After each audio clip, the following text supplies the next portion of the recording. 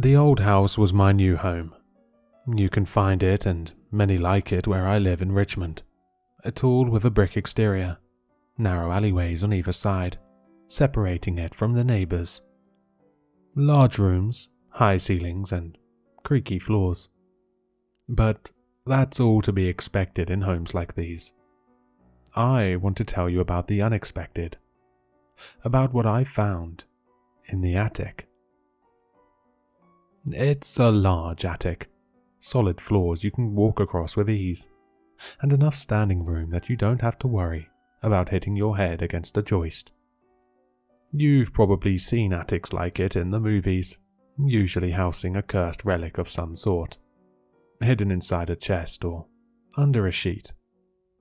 This particular attic was empty of all except one thing: a bookshelf. "Is that yours?" my friend Jeff asked as he set a box of old photo albums down. I looked up to see him nodding at the bookshelf, standing against the wall on the far side of the attic. No. Jeff walked over to it and tried to wiggle a couple of shelves to see if they were loose. "Looks like it's still in good shape," he said. "Want it?" Jeff looked at me. "Really?" I shrugged. "Yeah, I don't need it." Jeff looked the tall wooden bookshelf up and down, and said, "Deal. Just need your help carrying it out to my truck." I pulled some gloves out of my pocket and put them on and said, "Okay, let's do it now before we fill the attic." Jeff leaned into one side of the bookshelf and began pushing. "Damn, this thing is heavy," he said. "Let me try." He stepped away and I pushed against the bookshelf, but it didn't budge. I dug my feet into the floor and put my shoulder into it and pushed even harder, but still it would not move.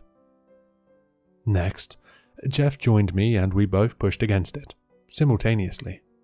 And again, it remained firmly in place. "Well, shit," Jeff said. We stood back and examined it for a moment. Then I stepped over to the wall, where I noticed something. "It has hinges," I said. Jeff raised his eyebrows and smiled. "It's a secret room." For a second, I was just as excited as Jeff, but it quickly dissipated as I realized this could not possibly be the case. I knocked on the wall a couple of times and looked at Jeff. His smile faded as he came to the same realization as me. "Exterior wall?" he said. I nodded. "This is the front of the house." "Then what's the point of this being here?" I shrugged. "I guess it could be hiding something in a little alcove. It won't be more than a foot deep at most, though. Probably less than that." "Maybe it's money." "God, I hope so. Here, help me figure out how to open it." Jeff stepped beside me, and we ran our fingers along each shelf and corner, until I found what felt like a button in the top left corner nearest to me. I pressed it, and there was a click from the back of the bookshelf. Jeff and I exchanged excited glances, and pulled the right side of the bookshelf towards us, and it swung open. On the other side was another door, similar to those found in the rest of the house, wooden with a brass doorknob, but with one major difference. "There's no keyhole," I said. "So what?" "Every door in this house has a keyhole." "Well, it's a door that doesn't open, so I don't think a keyhole matters." "How do you know it doesn't open?" Jeff pointed at the doorframe. "This door's meant to open outward. It's already several inches into the wall, so if it does open, it won't be more than a crack." I sighed. "Well, that sucks." "Yep." I gripped and turned the doorknob just for the hell of it, and pushed. And to our utter surprise, it swung open several feet, causing me to stumble through the doorway and into a room. I caught myself and stood speechless for a moment, gawking at a room I did not think possible. The room was about the size of a child's bedroom and completely empty. The floor was wooden, like the attic, but clean. No dust or dirt or dead bugs. None of that which you'd expect to find in an attic. The walls were white plaster, and also seemingly spotless. But most baffling of all was the window at the far end, from which daylight flooded the room. "Guess we were wrong about this being an exterior wall," Jeff said. "But I sure don't remember seeing that window when we were outside." I stood in silence, staring at the window from the other side of the room. "Why don't you go over to it, and I'll go outside and see if I can see you," Jeff added. He leaned in the doorway and looked at me, and he must have noticed the color had drained from my face. Because next he said, "Are you okay?" "Jeff," I muttered and turned to him. "It's nighttime." Jeff furrowed his brow as if he didn't understand why I'd mentioned the time of day. Then it hit him, and he looked to the window and gasped. "Hold on." He took off running, and I could hear his feet pounding down the stairs. A moment of quiet, then him running back up the stairs, hollering, It's nighttime, Lee. What the hell, man? This is crazy." The confirmation was enough for me to know that I needed to get out of that room. I turned to exit, catching a glimpse of Jeff jogging towards me, when all of a sudden, the door slammed shut. On the other side, I could hear Jeff's muffled voice saying, "Lee?" I desperately fought to turn the knob, but it would not move. Open the door," I yelled, even though I knew Jeff couldn't have possibly been the one to shut it. "I'm trying," he yelled back. I let go and watched the brass knob jiggle, as if Jeff tried to turn it.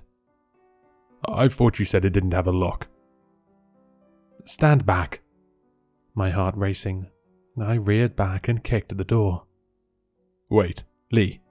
It opens towards you, remember? Let me try."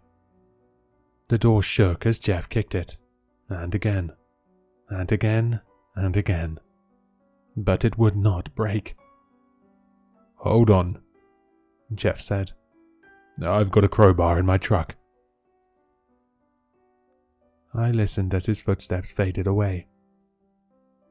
As I stood staring at the door, heart pounding in my ears, I heard what sounded like a slammed car door coming from outside the window. From where I stood, I could only see blue sky on the other side of the glass, a clear indicator of daytime. But there was no denying what I'd heard. I moved toward the window, growing more and more nervous with each step. Maybe I could see Jeff or his truck. Maybe this was all a big misunderstanding. Maybe it wasn't a window, but rather some sort of artwork or optical illusion. Those are the things I told myself. But those thoughts disappeared as I reached the window and saw the truth. It was a window, and while what I saw outside was somewhat familiar, it was also different. The neighbors' homes were different. The streets were different. The cars were different. And standing in my driveway was a stranger, a woman. She was dressed in black and had long black hair, and she was staring up at me.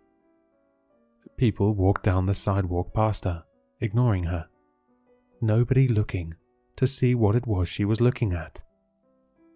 As a couple walked along the sidewalk past the driveway, I pounded on the window and hollered, "Hey!" But they just kept walking, as if they never even heard me. I looked back down at the woman, and she lifted her arm and beckoned me with her hand. I should have turned and left, but it was as if I was under a spell. I couldn't hear Jeff. He would have been back by then.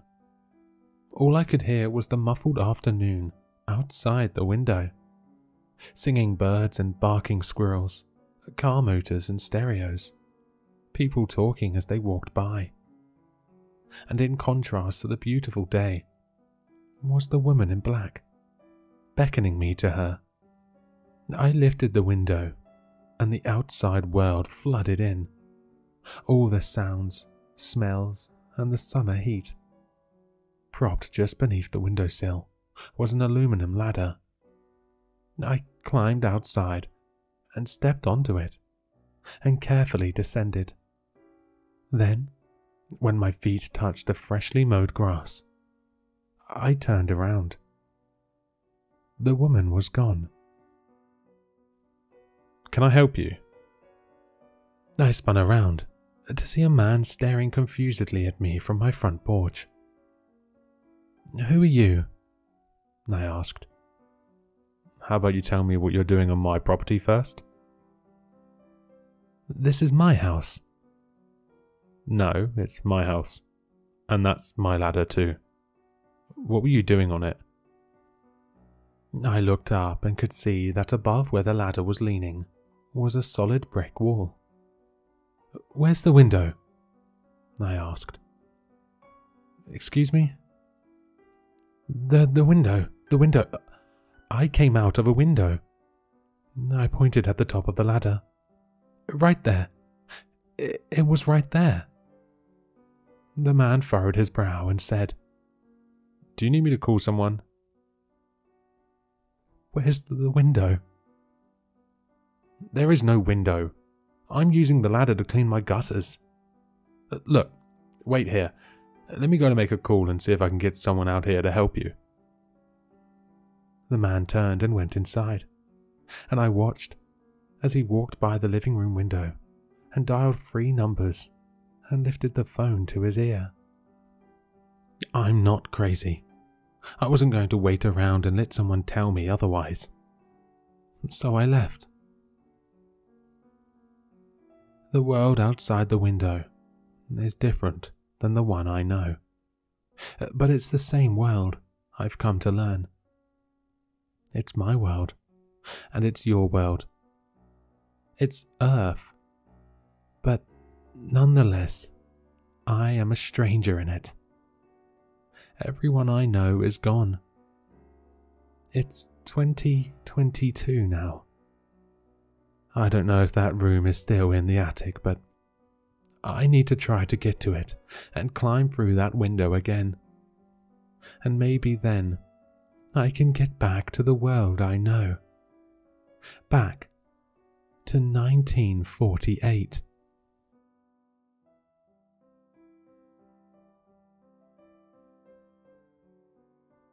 Hello, sinister listeners.